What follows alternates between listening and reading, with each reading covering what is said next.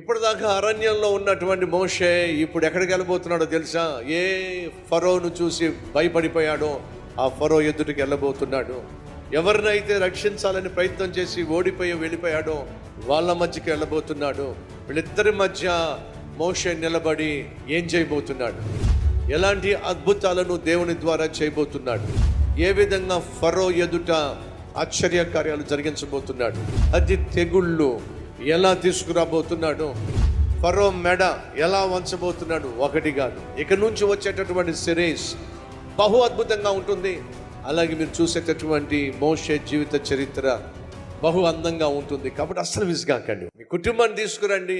ఎవరినైతే బాగుపడాలని మీరు ఆశపడుతున్నారు వారి ప్రేమతో ఆహ్వానించండి. ప్రతి ఆదివారం ఉదయం 6 గంటలకు, ఉదయం 9 గంటలకు, మధ్యాహ్నం 12 గంటలకు, సాయంత్రం 6 గంటలకు జరిగే ఆరాధనలకు తప్పక రండి.